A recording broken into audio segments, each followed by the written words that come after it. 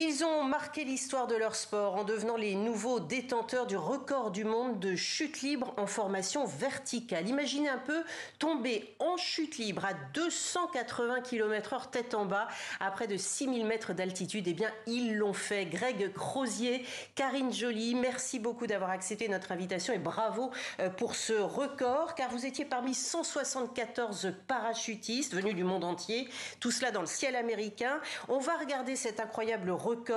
Le précédent datant de 2015, il y avait 164 participants à l'époque, c'est 10 de moins qu'aujourd'hui, puisque là c'est 174. On regarde les images et je vais vous demander de les commenter en direct, 37 secondes, et c'est à vous.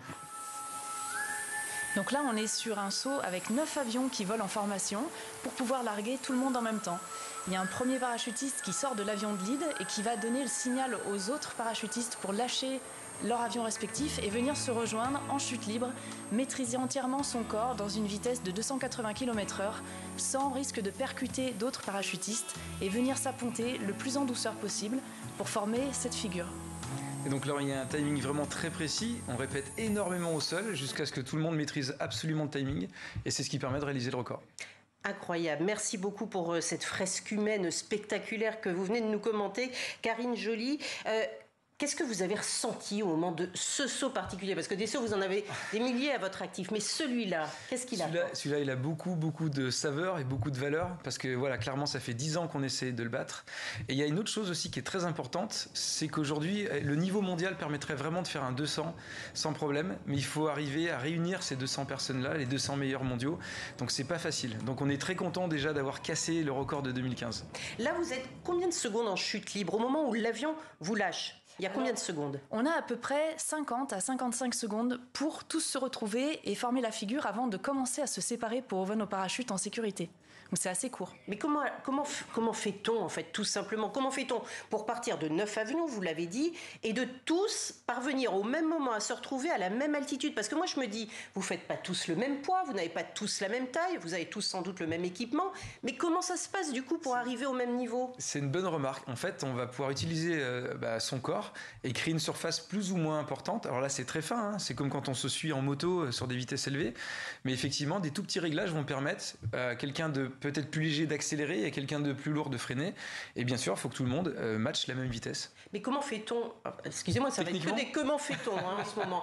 Mais il y a le vent aussi. Le vent, j'imagine, a une influence... je veux dire, vous pouvez répéter...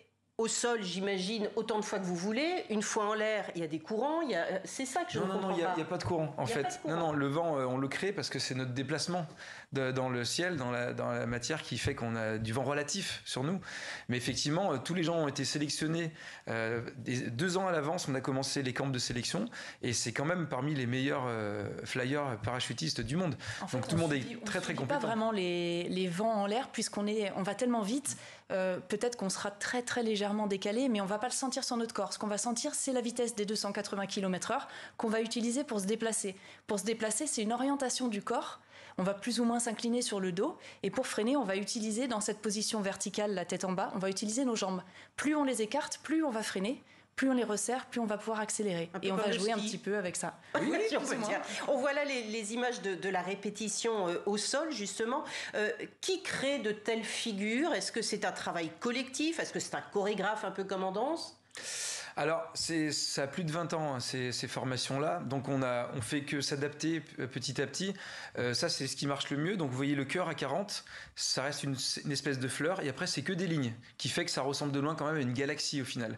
Donc, ce qui marche, c'est ça. C'est quelque chose de circulaire au centre. Parce qu'une ronde, c'est solide. Et après, des lignes, parce que c'est facile à construire et rapide à construire. Et c'est les Américains qui ont travaillé sur cette figure pour pouvoir nous la proposer au niveau mondial. Est-ce qu'on a le droit à l'erreur dans ces moments-là? J'imagine que non, mais quelles peuvent être les erreurs? Ça peut être surtout en fait des risques. Par exemple, on est sous oxygène à partir de 4000 mètres dans les avions pour monter jusqu'à 6000. Et on peut avoir... vous sautez sous oxygène? Non, on respire l'oxygène dans l'avion par des petits tuyaux et ensuite on lâche les tuyaux juste avant de sortir de l'avion. Ah oui. On retrouve de l'air régulier assez rapidement.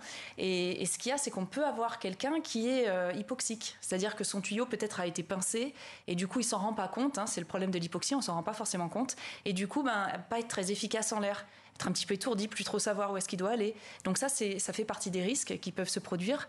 Un risque de percussion, quelqu'un qui perd contrôle de son corps dans l'air et qui vient percuter un autre parachutiste. Et ça, vous avez l'occasion de vous en rendre compte si par exemple il y a un de vos coéquipiers qui justement a un souci comme ça, ou est-ce que c'est vraiment chacun dans sa bulle et personne pour vous dire justement s'il y en a un qui a un problème ou pas? Ça se passe comment?